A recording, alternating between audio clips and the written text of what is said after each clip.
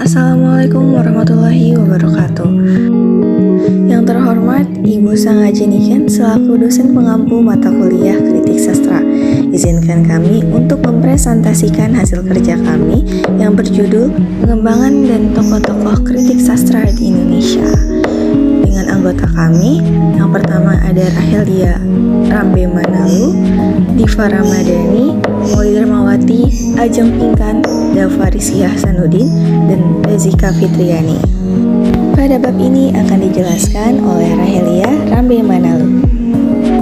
Sejarah kritik sastra awal. Aktivitas kritik sastra pertama kali di lingkungan kehidupan yang dilakukan oleh dua orang kebangsawan Yunani, yaitu Hegnopanes dan Heraktilus sekitar tahun 500 sebelum Masehi. Hegnopanes dan Heraktilus melarang keras seorang pujangga agung bernama Hemerus yang sering memutar cerita tentang hal-hal yang tidak senonoh terhadap dewa-dewi.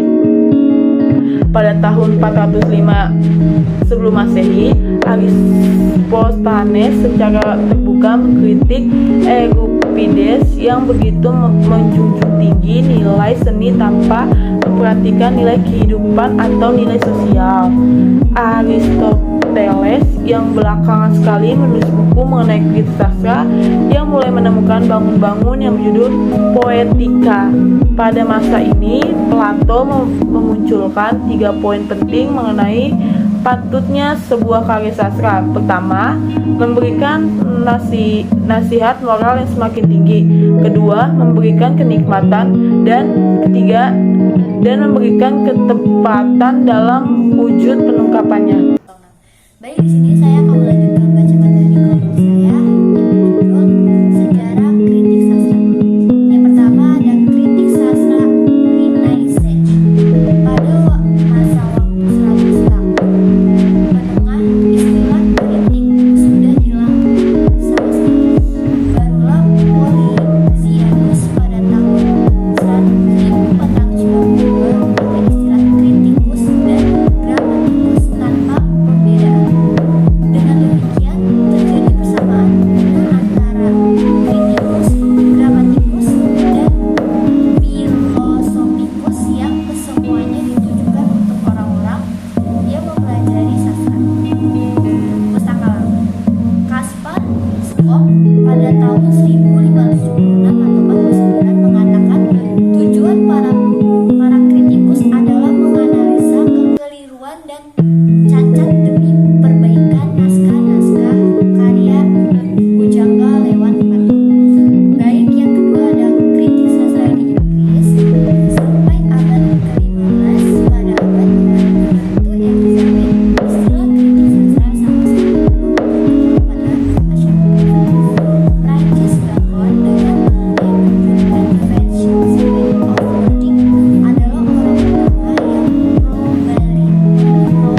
probabilitas besar memakai istilah kritik dalam sastra Inggris.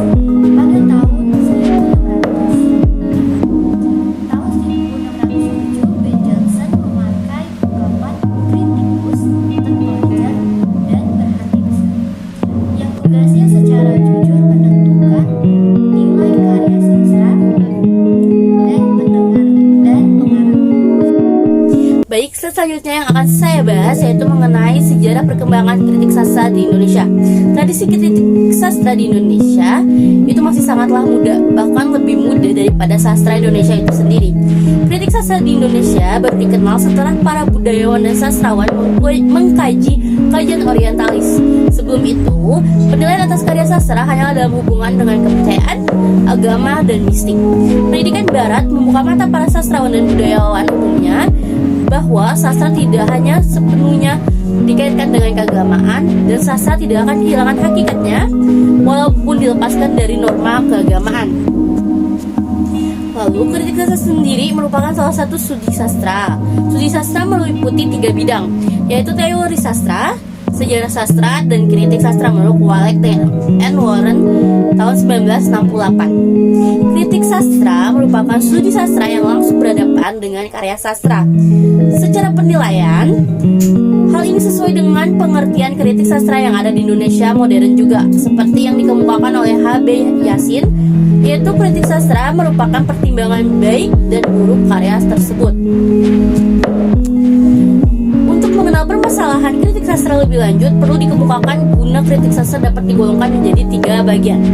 Yang pertama, untuk memperkembangkan ilmu sastra sendiri, lalu yang kedua ada untuk memperkembangkan kesusastraan, dan yang terakhir untuk penerangan tentang karya sastra. Tokoh-tokoh sastra Indonesia sendiri. 1. Aceh.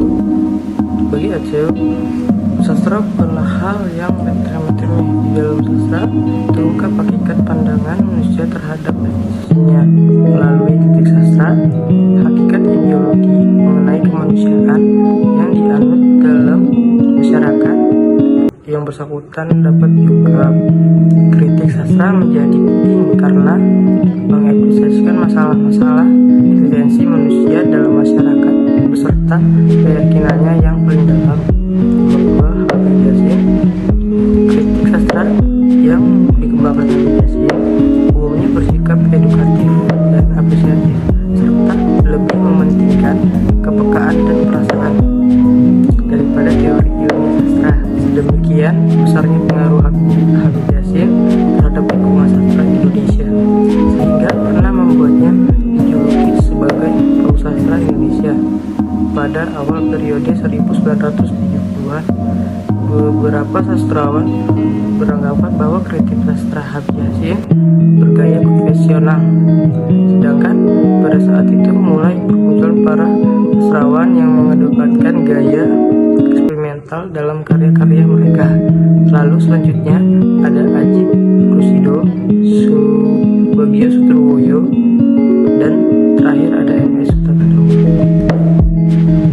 Berikut buku-buku yang dihasilkan oleh para kritikus sastra Indonesia, antara lain yang pertama, Tifa Penyair dan Daerahnya karya H.B. Yasin 1965. Yang kedua, Kritik Sastra Sebuah Pengantar karya Andre Harjana 1981. Yang ketiga, Sastra dan Ilmu Sastra karya Atiu 1984. Yang keempat, Telaah Kritik Sastra Indonesia karya Yudhoyono KS 1986. Yang kelima, Pemandu di Dunia Sastra karya Dik Hartono dan Rahmanto 1986. Yang keenam, Kritik Sastra karya Antarsemi 1989.